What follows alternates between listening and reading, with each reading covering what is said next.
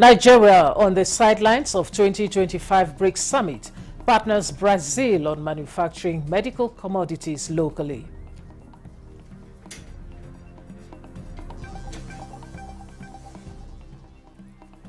Federal government sets 16 years as minimum age requirement for admission into Nigeria's tertiary institutions.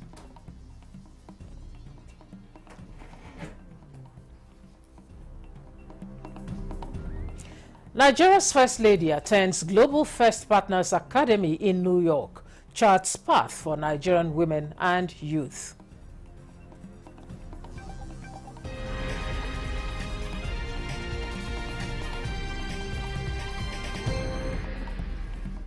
Hello and welcome to the news desk at 6 on NTA News 24, reaching you live from the nation's capital, Abuja. I am Stella Inamiti. Nigeria and Brazil have formalized a new partnership aimed at strengthening healthcare collaboration with a long-term focus on local manufacturing of pharmaceuticals, vaccines and other essential medical commodities.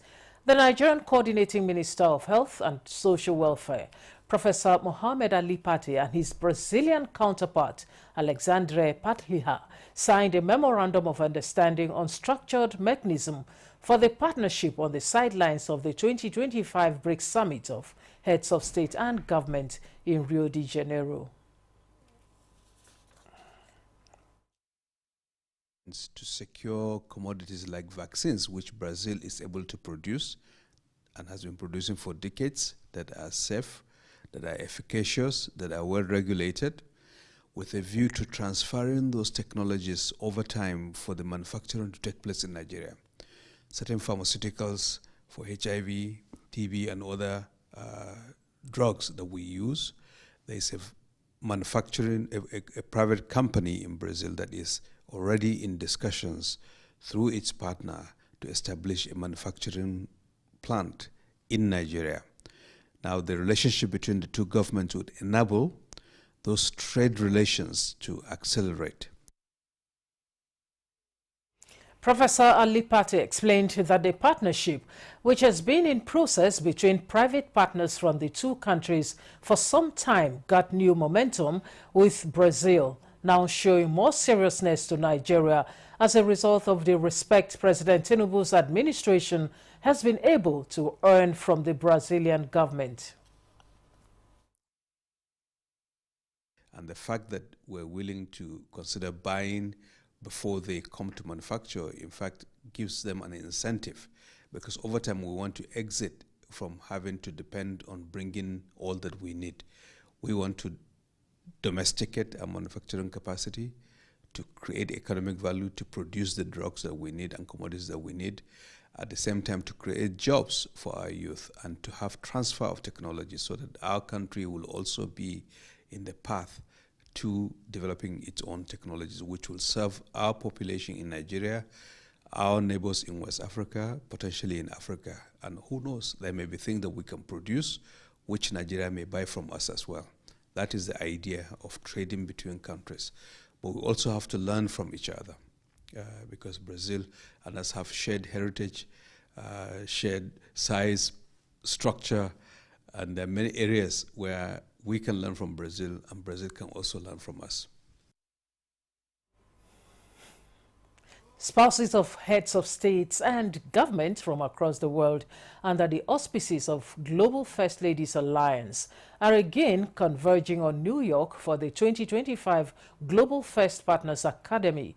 Nigeria's First Lady, Oluremi Tinubu, joins her counterparts at the Academy, an executive leadership program designed for First Ladies, First Gentlemen, and First Partners, launched in 2023 by the Global First Ladies Alliance and Columbia University Mailman School of Public Health. The third annual academy will offer tailored programming that will equip participants with knowledge and strategies to drive transformative change nationally and globally. Apart from joining other participants to discuss their top priorities, trends, critical research, and opportunities for collective action around key issues, including mental health, gender-based violence, and the intersection of maternal health, food security, and climate change. The Nigeria's First Lady will also address the Academy, with her presentation expected to highlight her complementary role in charting a path for the future of women and youth in Nigeria. The Global First Partners Academy builds on GFLA's 16 years of experience supporting over 80 first partners across Africa, Europe, the Caribbean, South America, and North America. Senators passed for second reading a bill that seeks to strengthen Nigeria's digital policy architecture.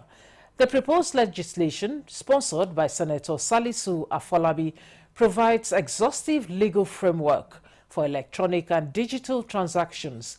The bill enables the safe deployment of artificial intelligence across sectors and lays groundwork for AI-related research, product development, and local capacity development.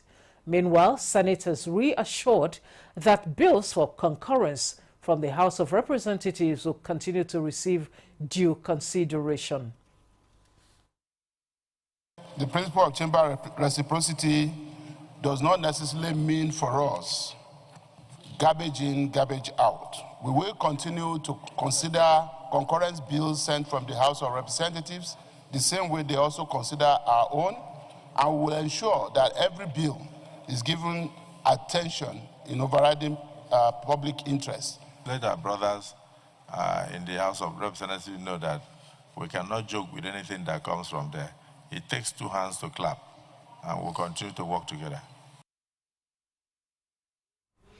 The National Assembly has commenced the second edition of its Open Week with a commitment to deepen the culture of open-door policy and accountability to the Nigerian people. The Open Week is being hosted by the House of Representatives as we now join National Assembly correspondent Mitaire Ikben for insight into the opening session. Hello, Mitaire. Thank you, Studio. The National Assembly Open Week is in line with Agenda 6 of the legislative agenda of the 10th House of Representatives, which underscores the commitment of Parliament to open governance, legislative transparency, and citizens' engagement. The opening session was attended by serving and former presiding officers of the National Assembly, as well as a cross-section of Nigerians who occupied seats in the hallowed chamber of the House of Representatives. And they applaud the practice of the National Assembly to throw open its doors for engagement with Nigerians on a wide range of issues. I feel the spirit and the energy that has become part of the history of this House. And I believe that you will keep the torch of the integrity and the mission of this House has been left behind by your predecessors. At no time in the history of the legislature, especially the House of Representatives, have we had the doors to our chamber thrown open to the public. I believe you should appreciate your speaker together with his team for them to put this particular opportunity together for you, to re-energize you, to wake you up, that you have a work to do. More than any other institution of government, the legislature relies on the goodwill of the people to operate effectively. I urge every Nigerian to see the National Assembly as their parliament. Engage with us, hold us to account, and partner with us to address our shared challenges. So you are changing Nigeria. You are repositioning Nigeria.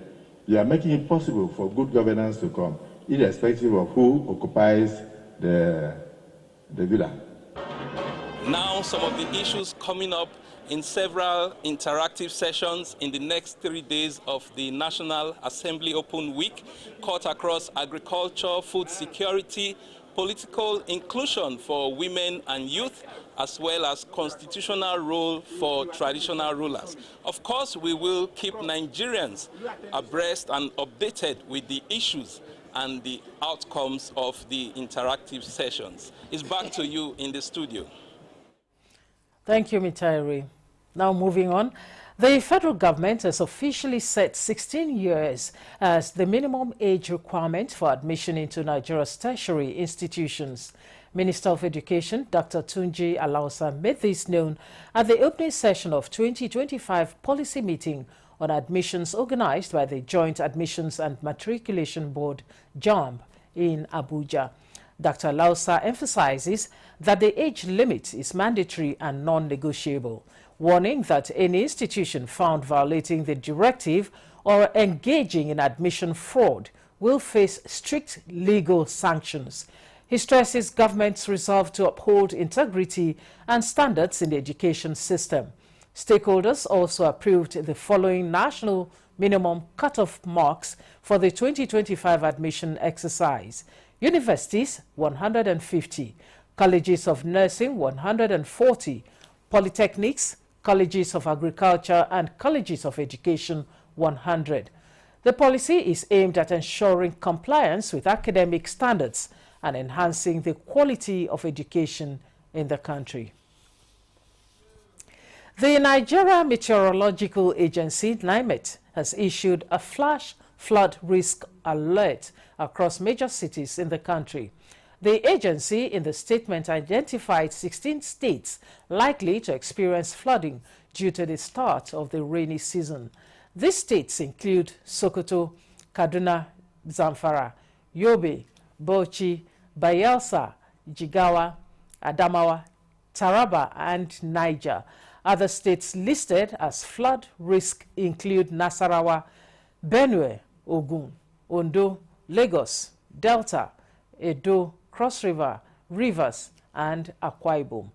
NIMET urged residents in these areas to take precautions such as relocating if needed, clearing drainage systems, preparing emergency kits, shutting off electricity and gas during floods, and reinforcing measures to prevent mudslides.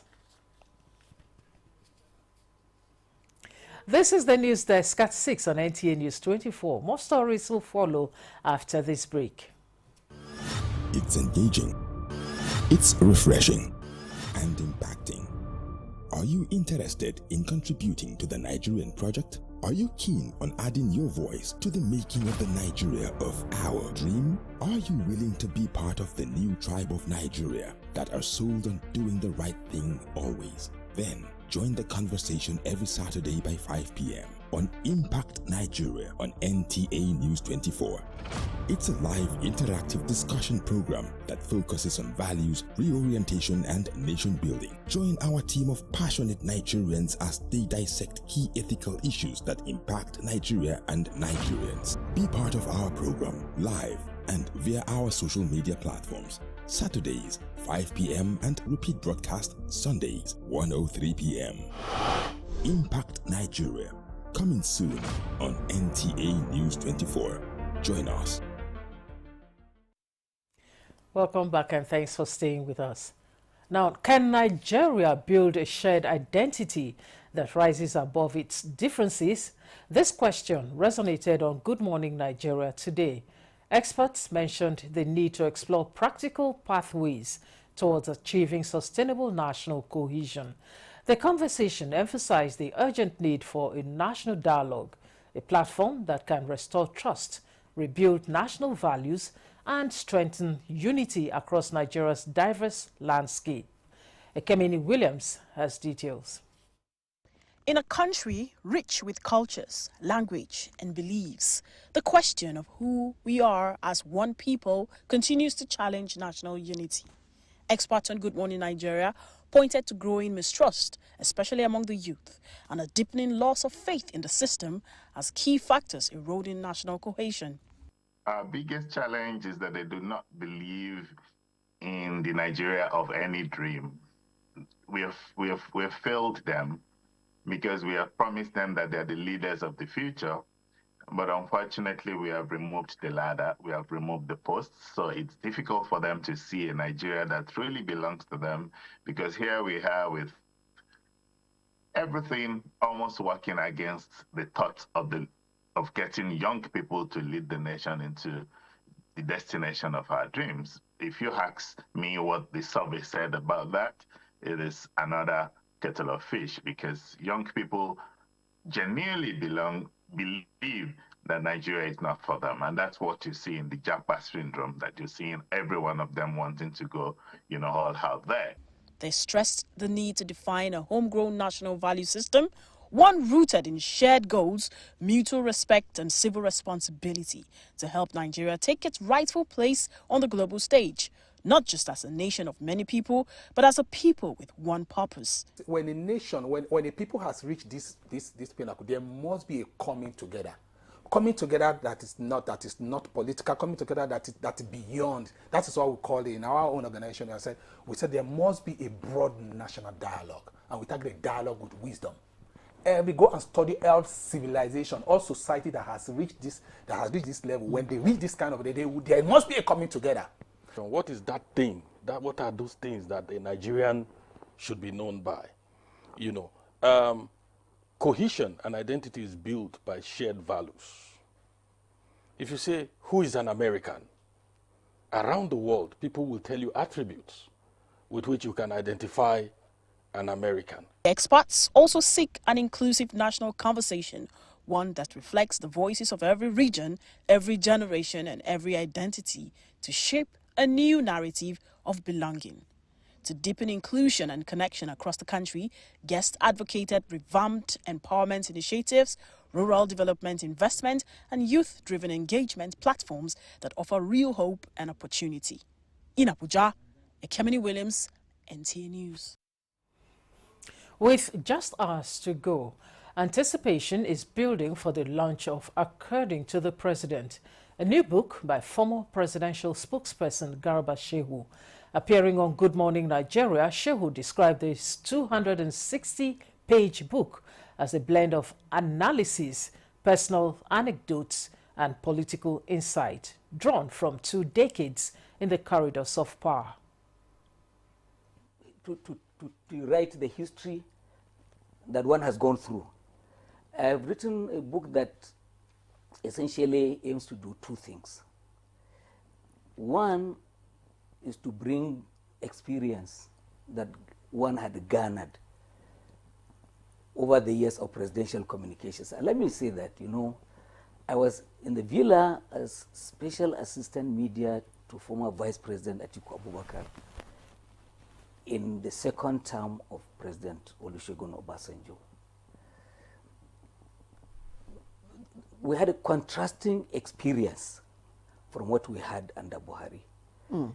When we worked with Atiku Abubakar, we were fighting for the survival of our boss, the survival of his business, survival of his political future, survival of his family, all of which were under attack. As a spokesperson? In the open warfare that was declared between the office of the president and the office of the vice president. And we were caught in between. And we went through a lot, not only ourselves, our families. The memoir recounts his time serving Vice President Atiku Abubakar under President Obasanjo, and later his 8-year role with President Muhammadu Buhari. At its core, the book explores Buhari's leadership style, noting his preference for delegation, humility in governance, and shared responsibility. You are in the same government, the same political party, and all of that. So you let your guard down, assuming that nobody would abuse your trust. As a journalist, people will seek to abuse your trust, exploit you, use you. But you don't imagine that it can happen when you are working as a spokesperson in a government that is your own government.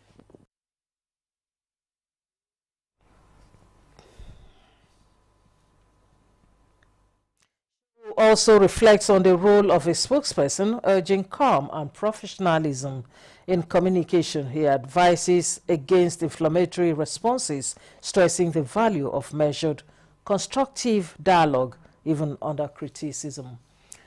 The National Commission for Almajiri and Out-of-School Children Education has begun a stakeholders engagement drive aimed at tackling the pressing issue of out-of-school children in Jigawa State. Awal Mohammed Kazaure reports that the advocacy team visited the palace of the district head of Dutse to seek support for the initiative. Nigeria has the highest number of out-of-school children in the world. In response, the federal government established the National Commission for Almajiri and Out-of-School Children Education to address this challenge and reintegrate affected children back into the classroom. Chairman of the Jigawa State Advocacy Team, Malam Abdullahi Yunusa, explained that the purpose of the visit is to raise awareness and mobilize support for eliminating barriers that keep children out of school, especially those in Almajiri system. To showcase our intention of looking at the possibility of reinvigorating the Almajiris and those who left school, out of schools, the student. We want them to continue with the education, and we want the Almajiri to be well educated so that the country, the nation as Nigeria, to be able to catch up globally with all other nations in the country, in the world.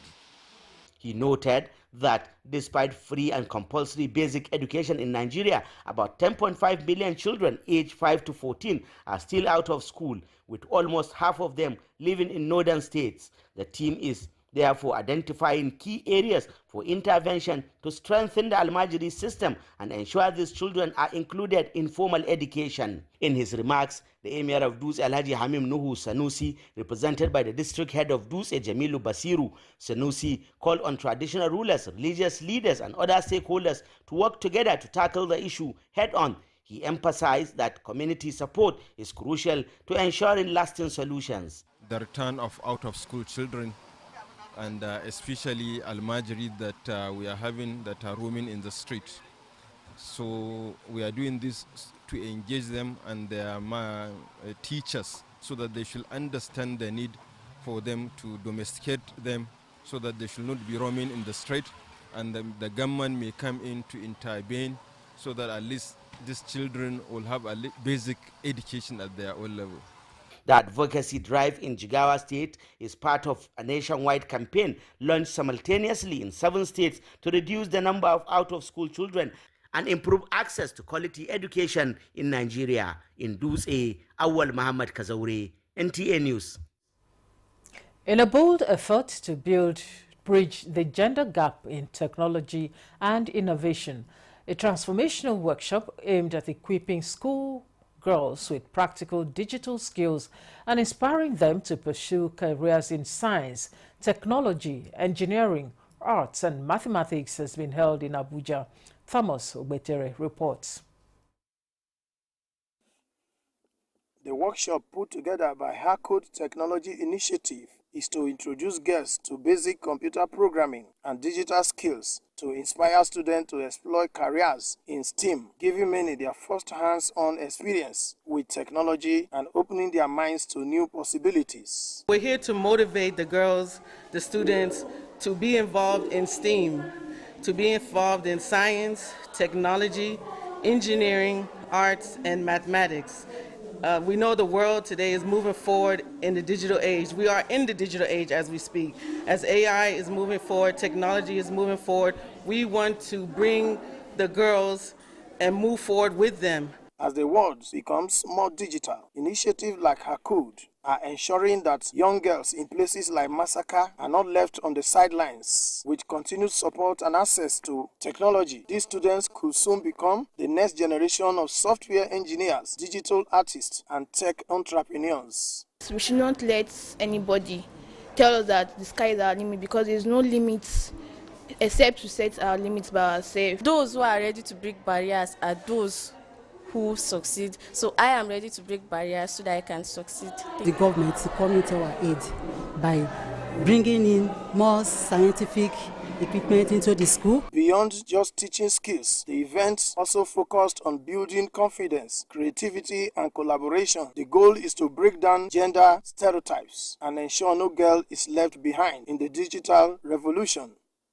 In Abuja, Thomas Ogbetere, NTA News. A tree planting project has been unveiled in Awawa village in Kwali Area Council of the FCT with support from the GEF SGP under UNDP to restore the environment and support sustainability. Suleiman Abdul Wahab reports that the initiative is coming from the New Dawn for the Elderly Foundation to address deforestation.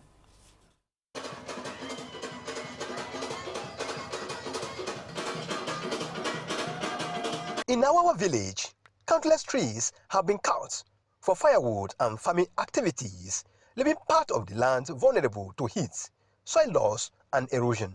For this kind of project to come to my own community, it's a pride. We are going to stop and defeat deforestation, and we are going afforestation. Growing the community one tree at a time by providing sustainable environmental practices, where residents were educated on the dangers of deforestation and the importance of tree planting and biodiversity conservation.